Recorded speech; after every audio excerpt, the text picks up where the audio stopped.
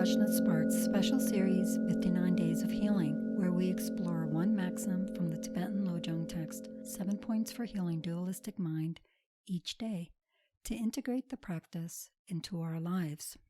Today is day 1. Point 1, begin with the basics. Maxim 1, first lay the foundation. We can see from the very beginning of this text that it is grounded, presenting a very common sense way to begin any venture, from a space of confidence, of inspiration, and of urgency and value for what we're undergoing. A particularly Tibetan Buddhist approach to laying the foundation for spiritual practice revolves around 4 contemplations that turn the mind to the Buddha's teachings as a source for healing, transforming, and ultimately transcending dualistic mind, which is one way of understanding this term samsara in Sanskrit, this cycle of birth, aging, illness, death, not getting what we want, getting what we don't want, and so forth. These 4 contemplations center on themes that we don't necessarily spend a lot of time on. In fact, we may spend a lot of time actively avoiding considering them. The reason they serve as a good foundation for spiritual practice is that they help us to begin waking up to our immediate circumstances in samsara, stoking the urgent wish to do as much as we can with the time that we have to make this life as meaningful as possible for ourselves, for others, and for everything in our environment. Because these contemplations are better off experienced than explained, Lama Zopa will be guiding a meditation to explore, first, impermanence and our mortality in particular. Second, that infallible nexus between the causes we put into action through our intentions when we enact them and the corresponding results that arise. Third, an exploration of what's called dukkha in Sanskrit, which can be anything from outright suffering of pain to dissatisfaction, loss, fear, anxiety, lack of fulfillment. The fourth of these contemplations relates to the priceless opportunity we have living in our time with the privilege that we have, with the access to teachings that allow us to free ourselves and others from the situation described in the first 3 points, not only in the long term, but here and now, beginning with healing, then transforming, and ultimately transcending the misperception that is samsara. The best way to explore these topics is through what I call integrative Dharma practice. This is the Buddha's own contemplative technology, centering on listening, contemplating, and meditating. Today we'll be focusing on the meditating prong of that threefold process.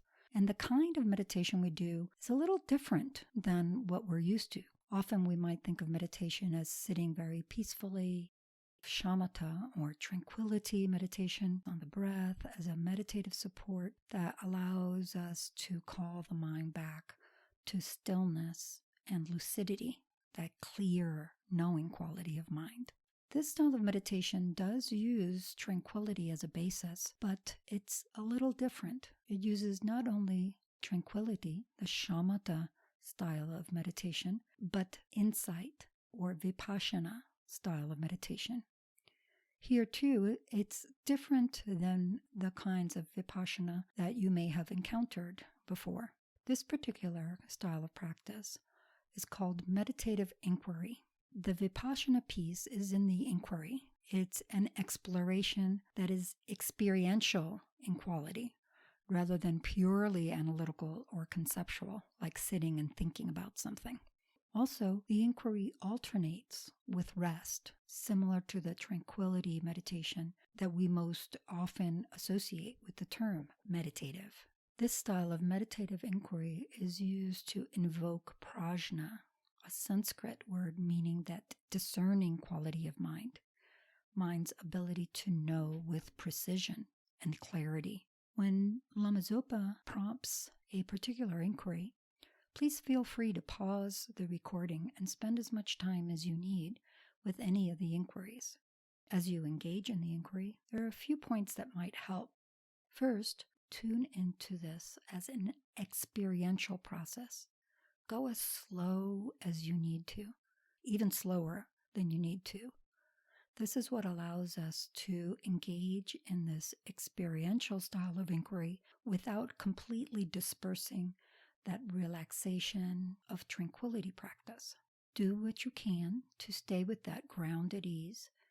And if you feel like you've gotten too heady, just collect the awareness back and rest for a while. Perhaps the trickiest part is the inquiry. We're used to allowing our mind to wander. Dualistic mind loves to create stories and loves to spin off of any given prompt. An important part of this style of meditative inquiry is to stay within the bounds of the inquiry. This is not a thought association exercise where you're just spinning from one thought to another, to another, to another. That dissipates that laser-like precision of prajna, the discerning quality of mind. By the same token, there's nothing very complicated. Encourage a clear-eyed awareness and inquire like you're finding something you've lost in a dark room and you're feeling your way around it rather than staying still and thinking about where it might be. That's that experiential quality. You might have a sense of clarity, a kind of eureka or light bulb moment at some point about the topic. If that happens, pause in the inquiry and just rest with that sense of clarity, that sharp aha experience until it fades. And then you can continue with the meditative inquiry. Even if that clarity doesn't happen, pause and rest from time to time in that space of tranquility. Allow yourself to alternate between rest and inquiry. That's the meditative inquiry process, dancing between rest and inquiry as appropriate for you. Lastly, some of these inquiries may tap into deeply held emotional spaces. Notice any subtle cues within and honor any need to back off the inquiry and return to resting in that space of tranquility, riding the in and out breath, nourishing yourself as only you know how.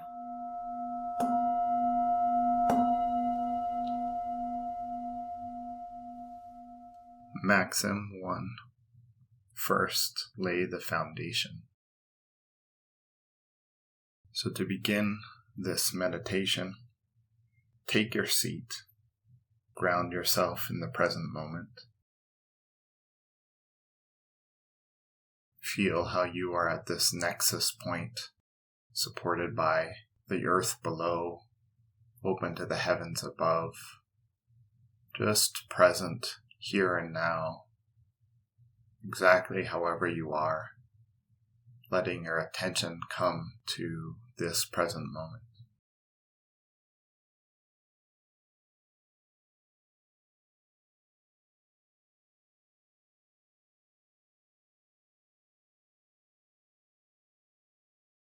Breathe into that and let your mind settle, alert and vivid, yet still.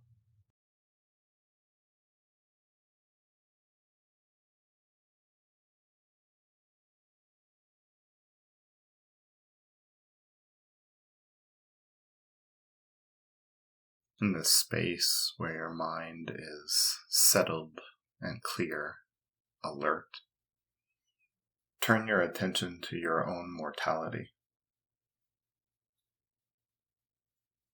Recognize how death is definitely on its way for us.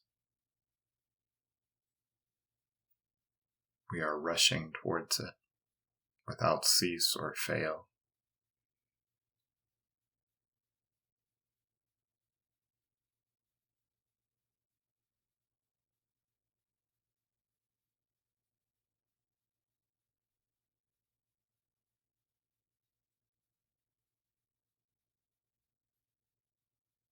Yet, when death will happen is uncertain.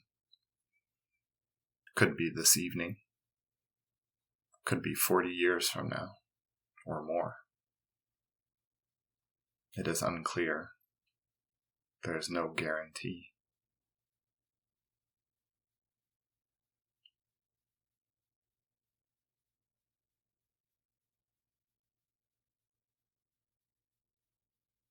And when death strikes, our accomplishments cannot save us. All the accolades and praise we have received won't help. Dear ones will not be able to save us or accompany us on our journey. Even our body, which we have done so much to care for, will simply be a corpse left behind, swiftly decomposing.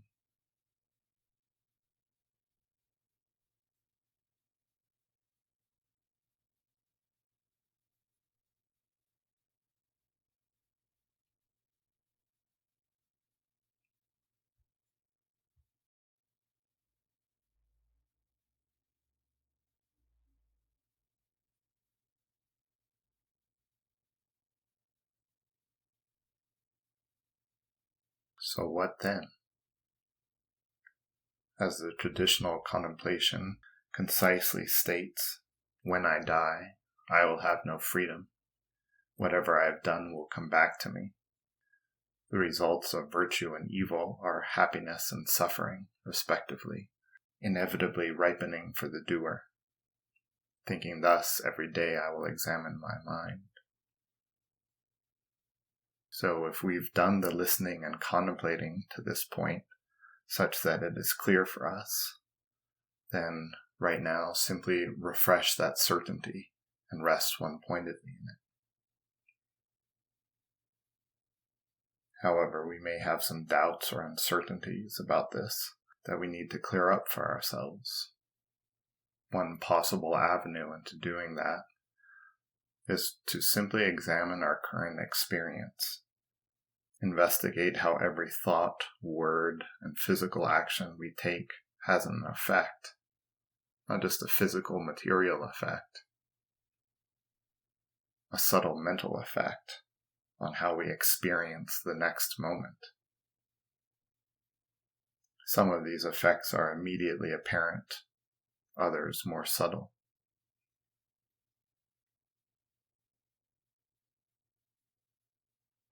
Yet we can start to recognize them by paying close attention. And it is like that every single moment of our lives. It does not stop when we sleep or fall unconscious.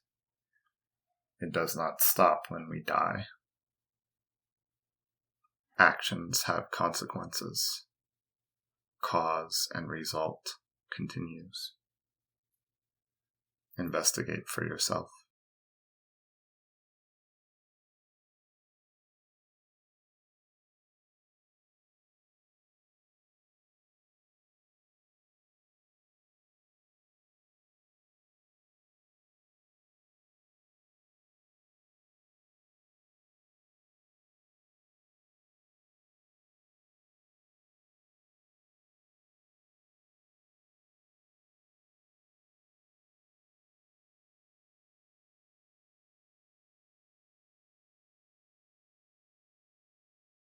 No matter the type of existence we experience in this life, it is shot through with dukkha, discontent.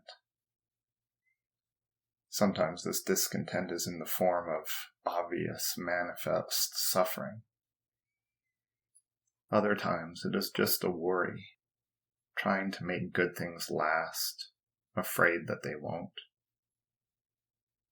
Or maybe the underlying powerlessness to ensure that things go our way, that the happiness we get we can hold on to, and that we don't meet with any form of suffering.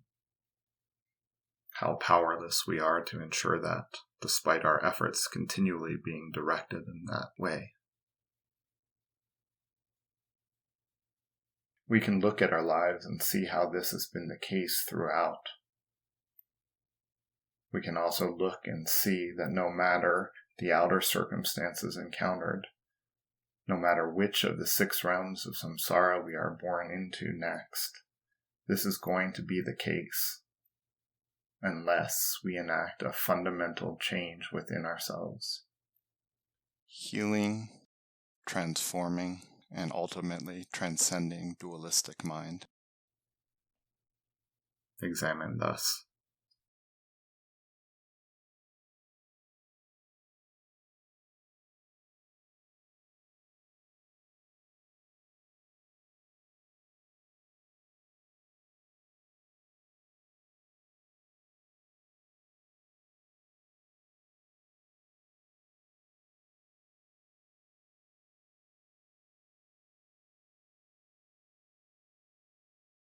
Recognizing this, we can turn to look at our life and our current circumstances with a profound sense of newfound appreciation. We are free of states of being where we would not have the opportunity to engage with teachings of genuine Dharma, either because of intense continual suffering, or lack, or bewilderment, or dullness, or lack of capacity to comprehend, or because of the belief systems in place around us. We also have the resources here and now to meaningfully take up the sublime path. Our lives have brought us to encounter this and other teachings. We can understand the teachings, perhaps not immediately, but if we put in the effort, it is certainly within our reach. We haven't done anything so heinous that it fully consumes our mind. Even if we had, it would not be too late to apply a remedy. But nevertheless, we should appreciate the mind states we have available to us because we have not done something like kill a parent or any of the other acts of immediate consequence. And we also have the resource of this inquisitiveness that has brought us seeking. Further, we have the external resources available to us. The Buddha has appeared in this world. He taught the Dharma. The Dharma remains. There are those who keep the teachings alive, not just in theory, but also in practice. Lived teachings. And further, there are those who will support us in this most noble endeavor. Those are the freedoms and resources that make this life and its opportunities precious, priceless. Take a few moments to investigate and appreciate for yourself your life through this lens.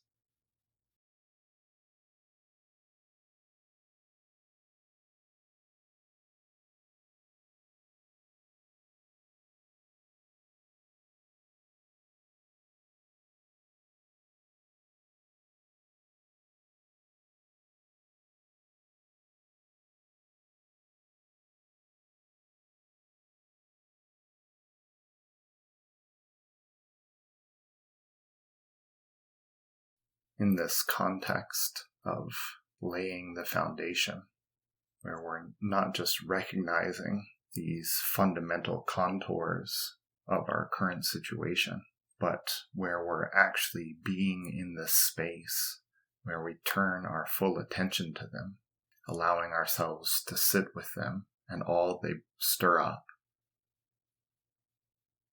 It brings us to a crucial, clarifying question. What is meaningful to do in the face of all of this? That is the question to sit with for ourselves as we close this meditation.